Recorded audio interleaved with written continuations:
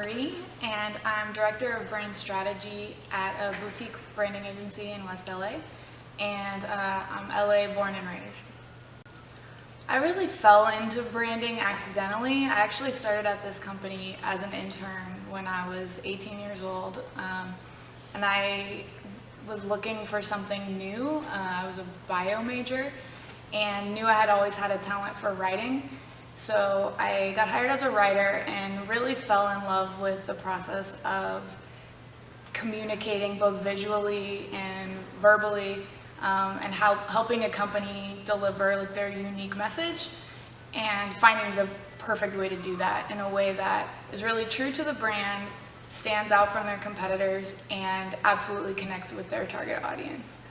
So it kind of happened organically for me, and as I moved through my role in my position, I took on more responsibility from being just a writer to getting into the actual messaging and strategy behind the brands and how we approach their particular message. And then actually went back to school and studied graphic design, and web development. So now in my current role, I really provide the whole range of creative direction from start to finish, the strategy, the art direction, and what the brand should look like visually and what they should sound like, and then executing all the way from advertisements, brochures, web design, any materials that they would need. I think my firm in particular offers a really unique approach in that you can get design from a lot of different places. I mean, you can even hire someone to design a logo for $5, not that I would recommend it, but we really have a unique differentiator in that we approach it from getting to know you, understanding your business, understanding the entire landscape that you're competing against, and getting in the head of your audience. That's really where we differentiate ourselves and where we add a lot of value.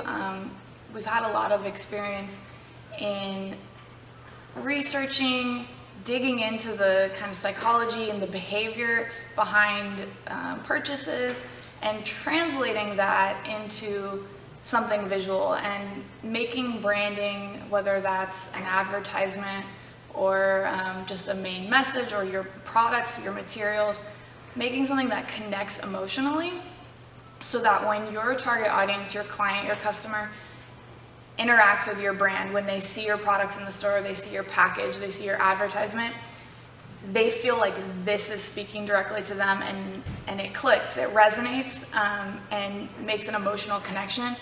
And that's just so much more likely to actually lead to a purchase or interaction with your brand. And other agencies approach it more specifically from a design perspective, or don't do that research, or don't have that unique ability to really pinpoint what is going to resonate with your clients and what is really going to be unique and authentic for your brand. My general advice that I pretty much tell everyone I interact with who is seeking advice, or even those who aren't, is number one, to live positively. I fully believe that if you put out positive energy, you smile, you help people, you put out just generally good vibes into the world, good things come back to you. And that's really been the case throughout my entire life, and I see examples all around, and it's really a shift in your mindset. If you choose to see the world that way and look at the positive, you see all of the connections in that positivity coming back to you. You start to meet more people that are like-minded, that can benefit you, and people who you can benefit. And so I would just say, put positive energy into the world. Any obstacles that come your way, frame them as an opportunity for growth. On that note, my second piece of advice would be not to fear failure. I lived almost my entire life so far, most of my life, in petrifying fear of failure and making a mistake, and I was a terrible perfectionist.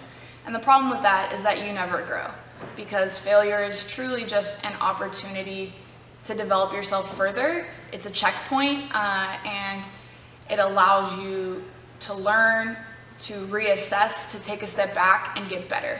And without that failure, if you're not failing, you're not growing. And if you're not failing, you're not pushing yourself out of your comfort zone enough.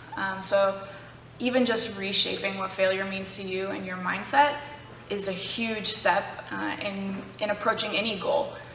Because if you're always afraid of making a mistake or that it's not going to work out, you're going to paralyze yourself. And the final piece of advice that I would give is that you can be anything you want to be, and I mean that both in the sense of you can achieve whatever career you want, but really I think people live life focused on what other people may think of them, and they hold themselves back and are afraid to shine their true light because it may offend other people or make other people uncomfortable, and they dim themselves. And I've done this, and a lot of people I know have. You dim yourself so that you don't break the mold too much, you don't unsettle kind of the norm, and you don't step too far outside the box.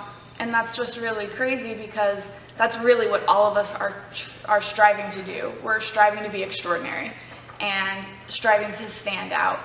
And so I would just say you can be yourself, be anything you want to be without being concerned if that's going to make other people uncomfortable. Let other people be uncomfortable with your success, and you have to be bold enough and courageous enough to do that. So once again, I'm Liz Murray, and feel free to reach out to me at the links down below.